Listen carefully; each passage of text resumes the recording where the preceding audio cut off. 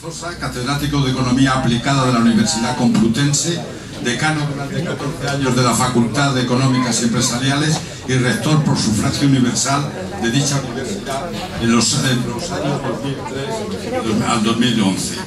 Es colaborador de varios medios de difusión sobre temas económicos, director de la publicación de revistas de economía crítica y cerca de 30 publicaciones sobre temas económicos y políticos. Junto a este rico mundo profesional y académico, destaca su personalidad de hombre resolutivo y comprometido. Durante sus años de rector tuvo que enfrentarse a una universidad con grandes recortes presupuestarios y déficits acumulados que no impidieron su apuesta por la mejora de los docentes y el empuje a la investigación. Abordó el proceso de Bolonia y a los grupos anti-Bolonia con diálogo y talante conciliador, siempre defendiendo la autonomía de la universidad sobre el mundo empresarial y el principio de la libertad de cátedra. Impulsor de una universidad pública como lugar de investigación, transmisión de conocimientos y compromiso con la sociedad. Una universidad para crear ciudadanos críticos, ciudadanos que piensen. En un homenaje que se le hizo en esta misma casa, el poeta Luis García Montero le definió como el hombre que supo unir las instituciones con los intereses de la calle. Definición que resalta esa cualidad en él de poner su inteligencia y su pensamiento al servicio de los demás y de la sociedad. Tenemos el placer de escucharlo.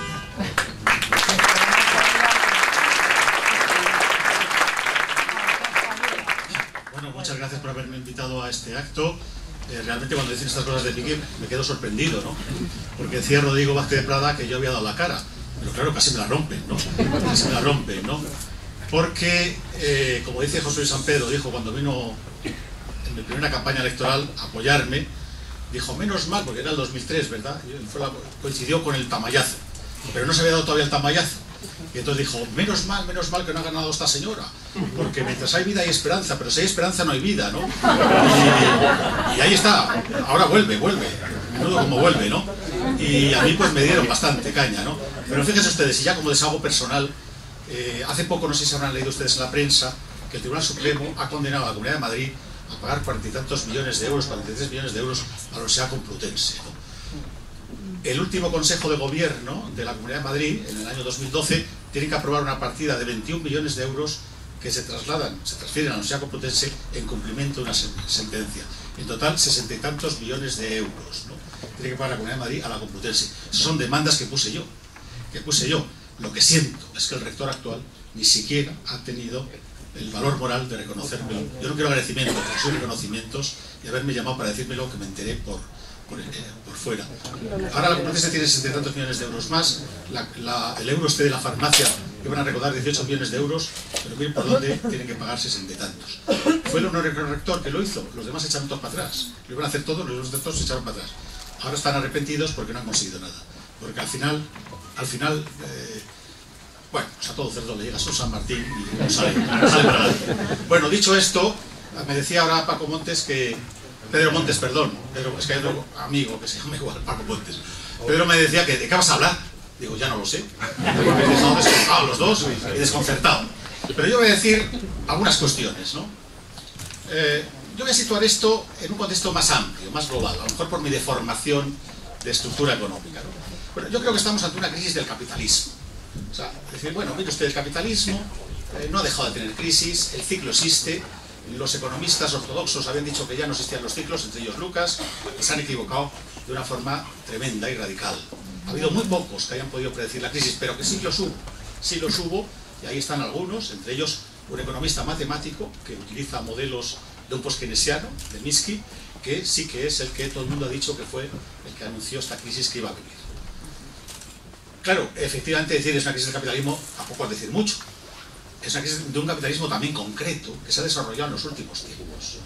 Y ese capitalismo concreto que se ha desarrollado en los últimos tiempos es el de la hegemonía de las finanzas sobre la economía productiva, el de la globalización financiera dentro de esa hegemonía de las finanzas, el de el fundamentalismo de mercado, la liberalización, la desregulación, la flexibilización del mercado laboral y la competitividad por encima de todo, que es lo que nos ha vendido en los últimos 20, 30 años, y que había que acabar con el estado del bienestar, que era un lastre para Europa para poder competir.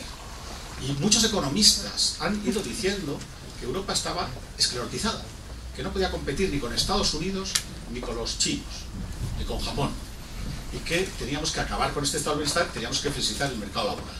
De hecho, hay un profesor de Harvard, conocido en la profesión, como se llama Lesina, que es italiano de origen, con otro italiano escribió un libro, Los males de Europa. Y dice, claro, es que en Europa hay vacaciones mayores que en Estados Unidos, se trabajan menos horas, la gente encima le da la salida. No puede ser así, en este mundo competitivo no puede ser así.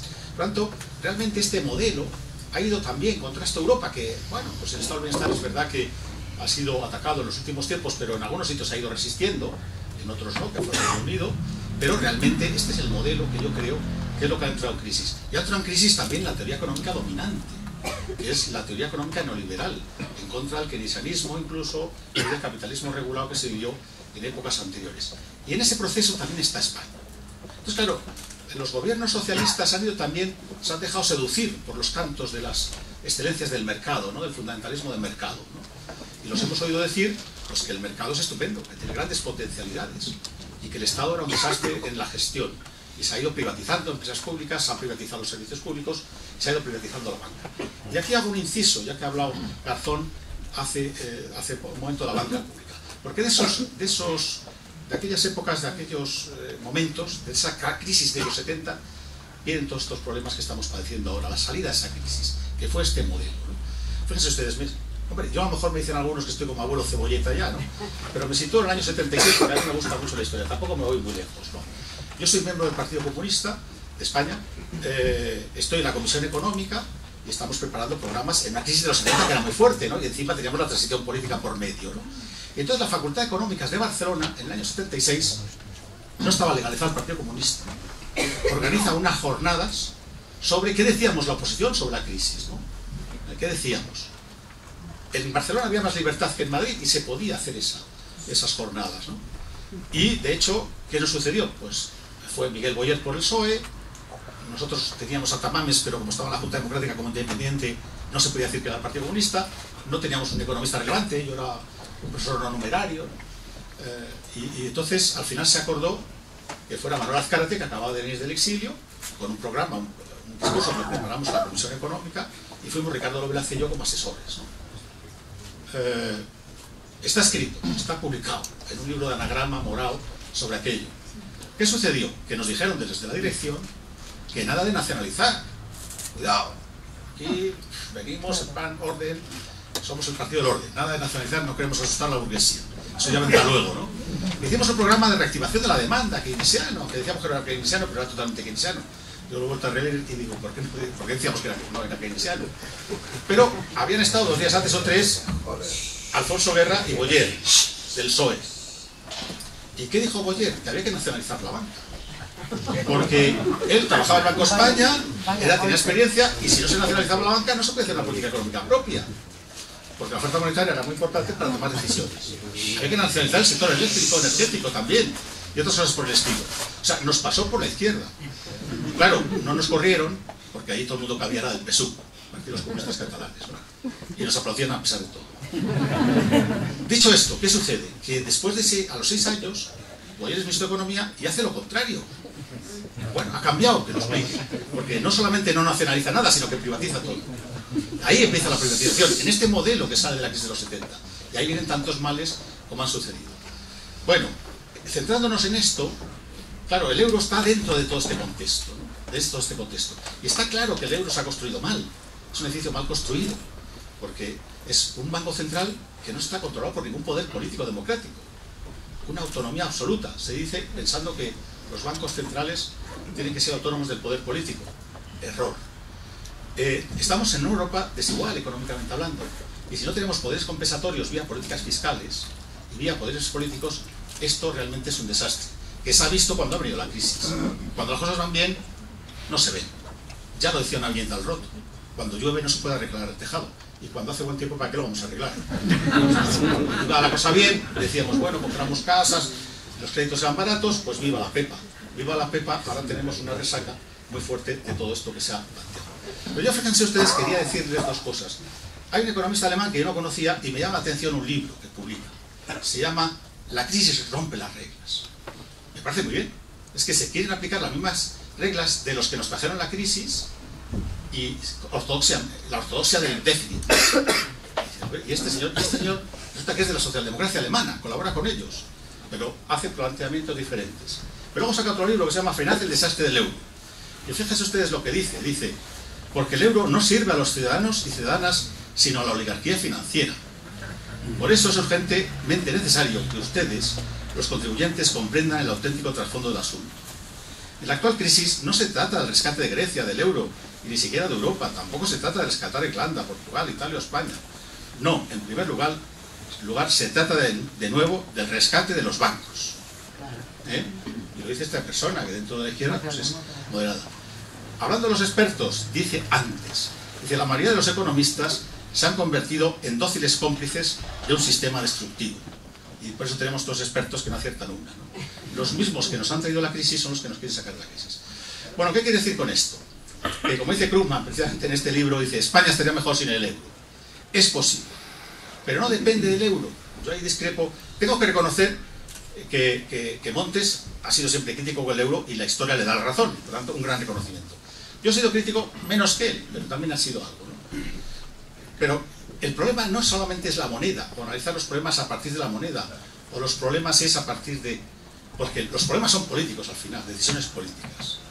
¿De qué te sirve que tengas la peseta si te gobiernan los que están gobernando? Y encima se nos llevan el dinero. ¿De qué sirve? O sea, no van a resolver los problemas estos, ni mucho menos. O sea, todos los temas son de decisión política. Se han tomado decisiones equivocadas en los últimos tiempos, nos han traído esto, y ahora a ver cómo salimos de esta crisis, que es una crisis profunda, como estamos viendo. Entonces, llegado a este punto, pues es evidente que en economía, si no puedes devaluar la moneda, el ajuste viene por el empleo y los salarios, como está sucediendo, ¿no? Es evidente. Si hubieras podido devaluar, el ajuste a lo mejor sería menor. Pero, cuidado, porque la recesión de los 90, a la que se refería antes Montes, que no era tan fuerte como esta, teníamos la peseta, se devaluó en un año 4 o 5 veces, y teníamos mucho paro también, y crecía el paro. O sea, la devaluación no nos servía para generar empleo. Entonces, la devaluación es una medida de balón de oxígeno a corto plazo, eso lo aprendimos de Rojo en la facultad.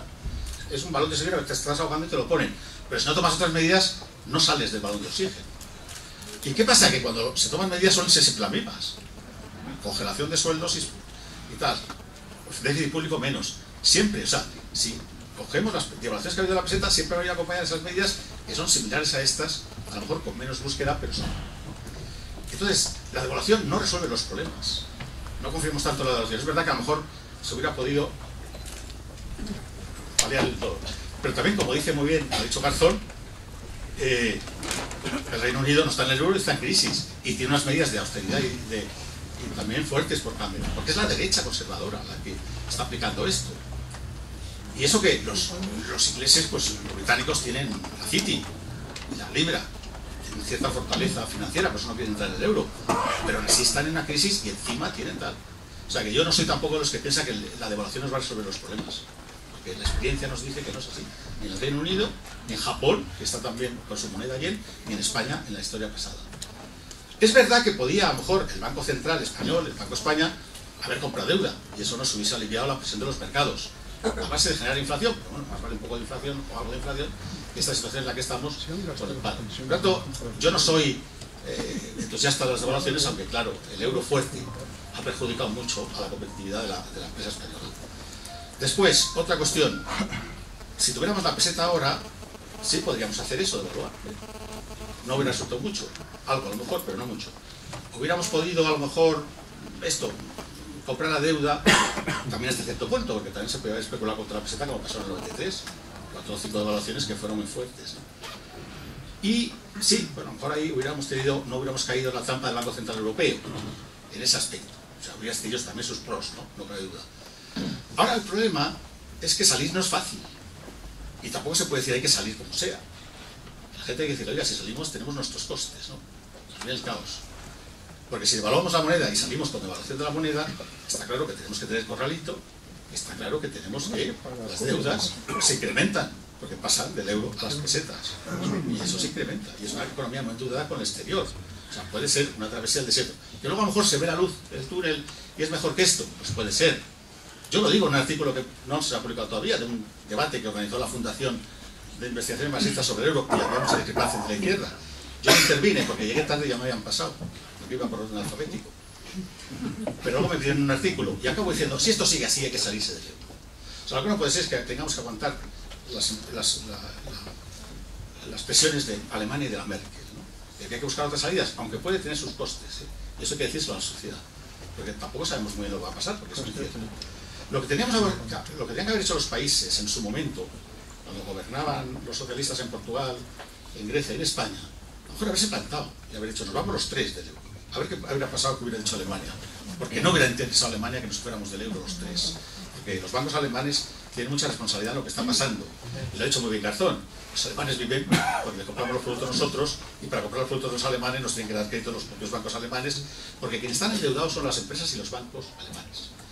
Y ya un poco para finalizar, el problema, ya digo, es político, de gobiernos que tomen decisiones políticas, y esas decisiones todos sabemos que son hacer otras políticas diferentes, y es que en eso insiste mucho Vicente Navarro. Es que, claro, es que sí, perdemos la soberanía fiscal porque estamos solo hablando del déficit, pero ¿por qué no se ponen impuestos a los ricos? Es que el impuesto sobre la renta ha ido descendiendo desde Aznar y con Zapatero. Es que no hay impuestos sobre el patrimonio, no hay impuestos sobre las grandes fortunas. Los ICAF, no hay impuestos. Hay un fraude absoluto, que el fraude cubriría nuestro déficit. No se hace nada para combatir el fraude. El dinero está en Suiza, ha salido mucho dinero, todos sabemos que está en Suiza, pero no de este solo, sino de mucha más gente. Entonces, el problema es también de decisiones políticas que luchen contra el fraude, que controlen el dinero que sale hacia Suiza, que lo impidan y que, sobre todo, traten de hacer una política fiscal redistributiva más justa y defendiendo la sanidad, la educación, la investigación, las cosas básicas. Ahí se pueden hacer otro tipo de cuestiones. Pero es que los ricos son muy ricos. Es que en España, en estos años de abundancia, la gente ha ganado mucho dinero. ¿Pero dónde lo tienen los constructores? ¿Dónde está el dinero de los bancos? Ahora no nos dan créditos. Lo tienen fuera. Lo tienen fuera. Entonces, ¿qué pasa también dentro de este contexto? Que tenemos un capitalismo muy vulnerable. Porque cuando se reúne ese Consejo de Competitividad, presidido por César Alierta, vemos empresarios, Telefónica, Mercadona, el Corte Inglés, los banqueros, las constructoras. ¿Dónde están los que generan tecnología, innovación, exportan? Todos los que tenemos son eso, servicios, no digo que esté mal, servicios, y que son empresas que se han internacionalizado cuando durante años y años han estado protegidas, primero en la autarquía y después en la protección que teníamos en este país. O sea, todos estos empresarios que ahora hablan de competitividad han prosperado en un mercado protegido, todos los banqueros y las empresas estas, y sirviendo al Estado, no hay más, sus productos, como Ferrovial. Pero ¿cómo crece Ferrovial? Porque era que servía, ahí viene su nombre, a Renfe, todo lo que hacían, en plan monopolio y en plan oligopolio. Claro, todo eso pues no tiene en estos momentos una gran capacidad competitiva en el mercado mundial, porque el que los bancos Santander estén en América Latina no beneficia a los ciudadanos españoles nada. Y además le está salvando al BBVA y a ellos, porque se está salvando eso. Y otra cuestión, devaluamos, sí, podemos competir mejor, exportar más. De hecho, en España estamos exportando más desde que hay crisis, siempre pasa igual. Importamos menos, pero podemos exportar mucho más aunque devaluamos, porque ¿qué vamos a vender? Si está el país desindustrializado, ¿qué vamos a vender? Si tampoco tenemos soja como los argentinos para vender. ¿Cuál es una parte importante del déficit comercial? La factura petrolífera. No se ha hecho nada en España por las energías renovables, que tenemos un potencial ahí tremendo. Hasta Obama nos lo ha puesto de ejemplo. No se ha hecho nada, porque los intereses petrolíferos lo impiden, o porque los gobiernos no tienen capacidad de decisión, porque están vendidos o son, por así decirlo, parte de este proceso. Porque hay una gran connivencia entre el poder económico y el poder político. Entonces, yo creo que si hacemos otro modelo económico, no solamente consiste en la devaluación, sino cambiar la relación de fuerzas políticas. Y lo primero que tenemos que hacer, podemos hablar de Europa, queremos otra Europa, no, queremos otra Europa, queremos arreglar nuestro país. Esto lo que está pasando es una vergüenza absoluta. Y encima nos tratan como tontos. Mire usted, esto es una vergüenza absoluta. Cuando dice la Gürtel regalaba un Jaguar al alcalde de Pozuelo, bueno, ¿cuánto dinero ganaban estos para regalar Jaguar y 4.000 euros de confetis? ¡Qué barbaridad! ¿Cuánto ganaban? Y los demás ahí apretándonos el cinturón. Los investigadores, los médicos apretándose el cinturón. ¿Pero qué país es este? Es que esto es un escándalo. ¿Cómo se arregla esto? Pues, amigo, yo no lo sé. Saliendo a la calle. saliendo a la calle. Mucho más de lo que hemos hecho hasta ahora. Pero si la gente no sale a la calle, pues tampoco lo podemos resolver. Y como era aquello de ya es hora de pasarse al puerto y tal, es que hay que salir a la calle de una forma pacífica. Si ha habido ejemplos que pacíficamente se han caído muchas cosas, se han caído dictaduras en el norte de África, se han caído el muro de Berlín, hay que presionar más y tenemos que decir basta ya, pero no en los bares, no ser bravucón de bar, sino protestar. Y tenemos también que armarnos teóricamente y tener también una mayor capacidad de que la gente sepa lo que sucede. Porque claro, la gente que ve las tertulias, y un día me invitan allí con Pepa Bueno, la SER, con Almudena Grandes, y interviene Vicente Navarro desde Barcelona. Hizo una crítica a Vicente Navarro cuando ya nos teníamos que ir al final, que venían los anuncios o los medios de comunicación. Entonces Pepa Bueno dijo, un momento, espérese usted, no quiero cortarle cuando parece esto. Es que lo que dijo es cierto, es que la gente crítica no sale ahí. A Garzón, diputado, poco se le oye en los medios. A Montes tampoco, a Vicente Navarro tampoco. Es que claro, es que estamos ahí predicando en el desierto.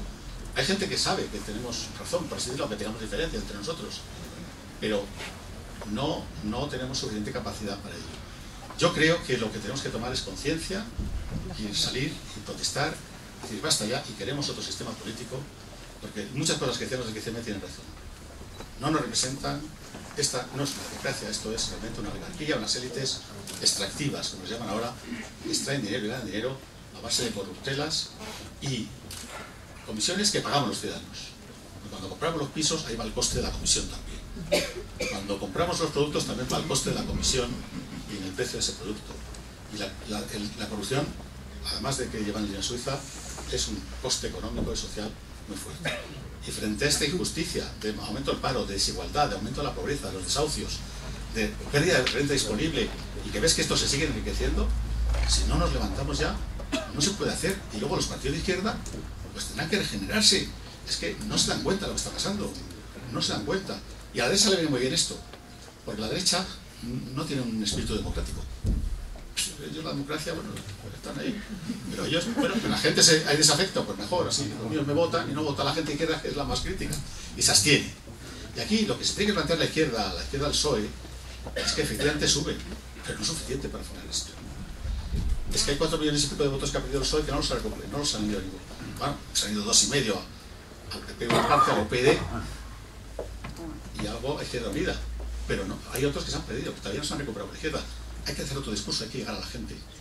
Yo no soy un político, soy un economista, político, porque soy ciudadano de este mundo y creo que hay que seguir protestando como sea. Cuando esto sucede, la rebelión cívica es lo único que nos queda. Y yo, como decía Gramsci, pesimista en la inteligencia y optimista en la voluntad. Confío en ustedes, confío en los jóvenes y confío en que al final la ciudadanía, que parece un poco alienada en muchos casos, responda. Y no que respondemos los de siempre, sino que responda porque la situación es límite. Y la política esta no está alejada de la crisis. No es decir, vamos a resolver la política, no, es que no vamos a resolver. Y es momento que se quieran no dar soluciones de los grandes populismos, de las demagogias, tipo Esperanza, tipo Rosa Díez y tipo de estas naturalezas. Así que los problemas económicos son importantes, pero las respuestas políticas que se pueden hacer me parece que son básicas y fundamentales. La izquierda tiene una gran responsabilidad y hay que abrirse a la sociedad. Y una de las cosas que tiene que hacer la izquierda es unirse, la izquierda por lo menos real, hacer listas primarias, como en Italia, que se elija gente que no sea del impulso del partido, lo que los ciudadanos piensan que pueden ser los que mejor les puedan representar. Y no hacer de la política una profesión. Muchas gracias.